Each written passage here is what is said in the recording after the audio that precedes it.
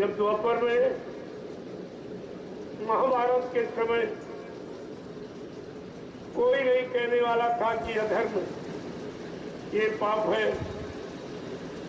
इसे मतलब यानी टाल दो, युद्ध को टाल दो, राजा के लिए प्रजा के लिए ये समय अच्छा नहीं है, किसी ने नहीं कहा। लेकिन उस समय कहने वाला था महात्मा विदुर। ये महात्माओं का काम है। आज मैं बार बार राजा प्रजा से प्रार्थना करता हूं कि तुम्हारी स्थिति अच्छी नहीं है,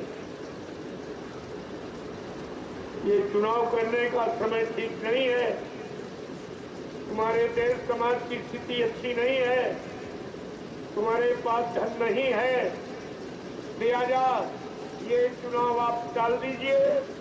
आपके लिए, आपकी प्रजा के लिए, दोनों के लिए अच्छा होगा। इसमें राजा का भी सम्मान, प्रजा का भी सम्मान। तो नहीं मानोगे भाई, तुम चलो। जब त्रेता में राजा रावण के जब खराब समय आ गया, राजा धर्म कर्म को भूल गया, माँ बहन बेटी की पहचान भूल गया, तो परिणाम क्या हुआ? मारा गया। ये राजा की बात समझ लो। तो हर युग में राजा के द्वारा ही खराब समय आया, तब विनाश हुआ। और इसी तरह से द्वापर में राजा कंस के बाद जब खराब समय आया, वो भी धर्म कर्म को भूल गया, भगवान के नाम में शंका की, वो भी भूल गया, अच्छे काम में वो माँ बहन बेटी की पहचान पर भूल गया, उसका भी विनाश हो। आज राजा के द्वारा वही काम हो रहा जो सतयुग त्रेता द्वापर में, आज वही कलयुग में राजा के, लिहाजा परिणाम खराब है। मैंने इसलिए प्रार्थना की है राजा प्रजा दोनों से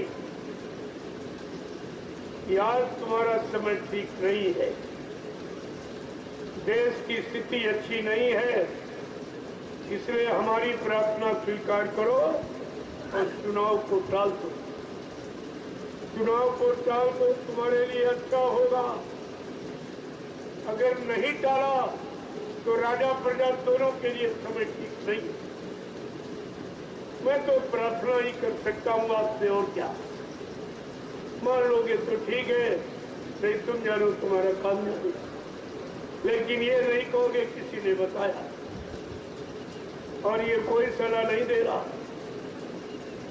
जब मंत्री जो राजा के सलाहकार, वो अच्छे कर्मों की सलाह, अच्छी नीति के सलाह अगर न दे तो समझ लो वो राजा के हितैषी नहीं, वो राजा का विनाश चाहती। ये बात आपको इतिहास से जानकारी ले लेनी चाहिए। लेकिन कोई न कोई तो अच्छी नेक भली सलाह देने के लिए रहता ही, और वो है केवल सिद्ध महात्मा। महाभारत के समय कोई नहीं कहने वाला था कि अधर्म ये पाप है, इसे मतलब यानी टाल दो, युद्ध को टाल दो, राजा के लिए प्रजा के लिए ये समय अच्छा नहीं है, किसी ने नहीं कहा। लेकिन उस समय कहने वाला था महात्मा विदुर। ये महात्माओं का काम है, वही भूत भविष्य वर्तमान के जानकार है, वो पूरे समय को जानते हैं, और राजा प्रजा का जिसमें भला और कल्याण है वो उसकी सलाह देते। तो महात्मा विदुर ने कहा था ये समय अच्छा नहीं है, राजा से कहा युद्ध टाल दो, युद्ध करने का समय अच्छा नहीं है, इसका परिणाम अच्छा नहीं होगा। न तुम्हारे पास यानी पुत्र बचेंगे, न राज्य बचेगी। न तुम्हारा परिवार बचेगा, न तुम्हारा राज्य बचेगा। ये महात्मा विदुर ने संदेश दिया और नहीं माना तो विनाश सामने आता। आप लोग देखते हो महाभारत, विनाश का कारण है कि महात्मा की बात को नहीं माना। आज मैं बार बार राजा प्रजा से प्रार्थना करता हूं कि तुम्हारी स्थिति अच्छी नहीं है। ये चुनाव करने का समय ठीक नहीं है। तुम्हारे देश समाज की स्थिति अच्छी नहीं है। तुम्हारे पास धन नहीं है, लिहाजा ये चुनाव आप टाल दीजिए। आपके लिए, आपकी प्रजा के लिए, दोनों के लिए अच्छा होगा। इसमें राजा का भी सम्मान, प्रजा का भी सम्मान। और नहीं मानोगे भाई, तुम जानो तुम्हारा काम। मेरा काम तो प्रार्थना करने का है। महात्माओं ने हमेशा अपने राजा को समझाया। जब कोई गलत समय आने को हुआ तो उन्होंने समझाया है। मैं आज आपको समझा नहीं रहा हूं, मैं प्रार्थना करता हूं। मान जाओगे अच्छी बात है, नहीं भाई तुम जानो तुम्हारी माली हालत अच्छी नहीं है, तुम्हारे खजाने में पैसा नहीं है, मुझे सब मालूम है। आप हमसे छिपा नहीं सकते, लिहाजा आप चुनाव को टाल दीजिए। आपके लिए बस इतना हमारा आपसे कहना है। हमको तो कुछ चाहिए नहीं, न चंदा, न नोट, न वोट, न प्रधानमंत्री बनना, न राष्ट्रपति बनना, न मुख्यमंत्री। ये गंदगी वाला स्थान हम लोग नहीं दिमाग दीजिए। क्यों? तब से राज और राज से नरका। तपस्या आपने की है तो राजा बने हो और राज भोग कर रहे हो तो नरक में चले जाओ। तमाम राजे महाराजे, बड़े बड़े धनी मानी, वो बेचारे नरकों में पड़े, जब राजा की जूतियों की मार खा रहे, उनको वहां कोई बचाने वाला नहीं। तुम्हारा खजाना, तुम्हारा धन, तुम्हारी प्रजा, तुम्हारे सहयोगी वहां नहीं जाएंगे जो तुमको बचा सकेंगे। बचाने वाले केवल महात्मा, जिनको तुम्हारी आत्मा के कल्याण से मतलब है और तुम्हारे राजपाट में धन दौलत से उनका कोई मतलब नहीं। अगर मान लोगे तो अच्छा रहेगा।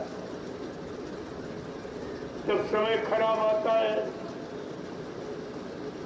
तब हमेशा भक्तों का इतिहास बता रहा है, भक्तों ने समय के जगह नाम का सहारा लिया। ध्रुव प्रहलाद ने, जो योगियों ने हरि नाम जगाया था, उसका सहारा लिया। उनका बचाव हो गया, बाकी सब मर गए। त्रेता में जो ऋषि मुनियों ने राम नाम जगाया, उनका सहारा विभीषण ने और सुग्रीव ने, सुतीक्षण मुनि ने लिया। उनका काम बन गया और बाकी विरोध करने वाले मारे गए। यही द्वापर में जब कृष्ण नाम जगाया गया, उसका सहारा बाल गोपिकाओं ने लिया। उनका बचाव हो गया, बाकी मारे गए। ये इतिहास आपका बता रहा है। और आज कलयुग में तुम्हारे बच्चे बचाने के लिए संत महापुरुष ने जय गुरुदेव नाम प्रभु का जगाया है। ये जगाए नाम से हर युग में मदद हुई है, परिवर्तन हुआ, और इंसान के नाम से कोई परिवर्तन।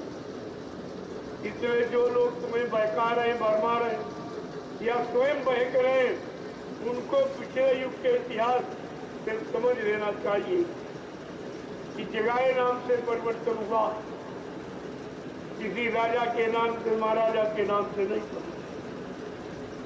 तो आप पता नहीं किस गफलत में पिछला इतिहास भूल गए हो, न भूत को मानते हो, न वर्तमान में संत महात्माओं की मानते हो।